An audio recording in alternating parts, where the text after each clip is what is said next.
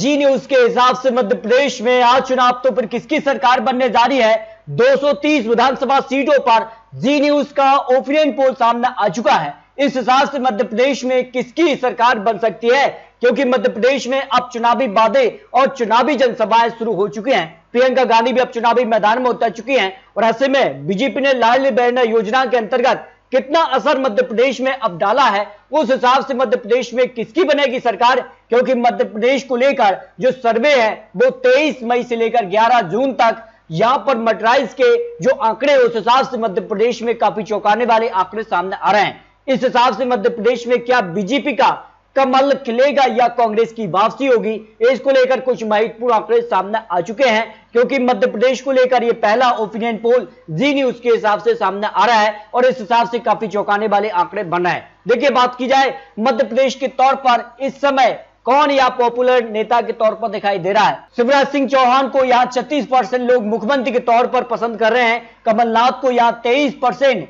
दिग्विजय सिंह को 6%, ज्योतिरादित्य सिंधिया 10%, नरोत्तम मिश्रा जी 3%, जीतू पटवारी 9% और अन्य को 13% लोग यहां पर मुख्यमंत्री चेहरे के तौर पर देखना चाहेंगे, जो यह सर्वे मटराइज जी न्यूज के हिसाब से यहां सामने आ रहा है। जबकि अगले मुद्दे की अगर बात की जाए तो राज्य का सबसे महत्वपूर्ण मुद्दा इस समय कौन दिखाई दे रहा है। बेरोजगारी यहां पर एक बड़ा मुद्दा है, कहीं ना कहीं इसको लेकर भी विपक्ष आमने सामने है।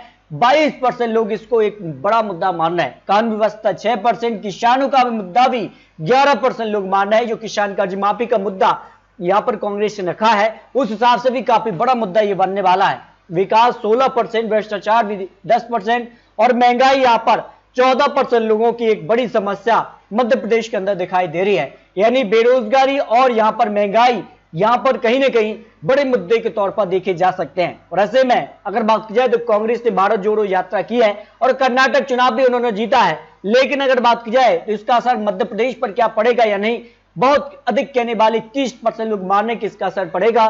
कोई फायदा नहीं होगा ऐसे 48%, थोड़ा बहुत 28%, कोई राय नहीं, ऐसे 3% लोग आ जाते हैं। अब मध्य प्रदेश को लेकर सभी रीजन के आंकड़े की अगर बात की जाए तो क्या आंकड़ा किस रीजन में बढ़ सकता है, और अंत में 230 सीटों का जो मटराइज का फाइनल ओपिनियन पोल है वो भी काफी चौंकाने वाले आंकड़े बन रहे हैं। मालवा आदिवासी रीजन की 28 सीटों की बात की जाए तो यहाँ बीजेपी को 11 से 15 सीटें मिल सकती हैं, कांग्रेस को 12 से 17 सीट और अन्य के पक्ष में 1 से 2 सीटें जा सकती है। यानी इस रीजन पर कहीं ना कहीं कांग्रेस को बढ़त देखने को मिल सकती है।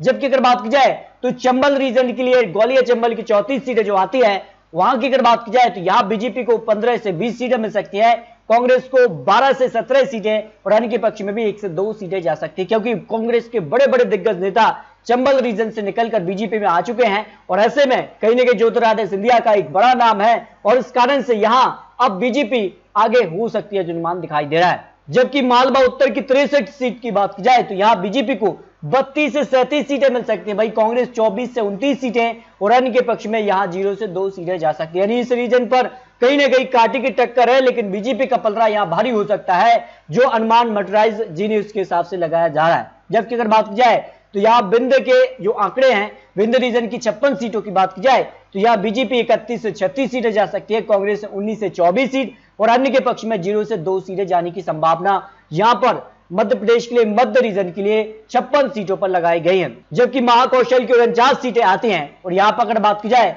तो यहां बीजेपी को 23 से 28 सीटें जा सकती है, वही कांग्रेस को 20 से 25 सीटें, अन्य के पक्ष में 1 से 2 सीटें जाने की संभावना यहां पर मटराइज ओपिनियन पोल के हिसाब से लगाई जा रही है। इस तरह से अगर बात की जाए तो मध्य प्रदेश की 230 सीटों का जो ओपिनियन पोल है, उस हिसाब से अगर 230 सीटों का यहां पर वोट शेयर की बात की जाए तो बीजेपी करीब 45% वोट शेयर मध्य प्रदेश में हासिल कर सकती है। अगर आज चुनाव हो जाते हैं तब यहां पर बन सकते हैं।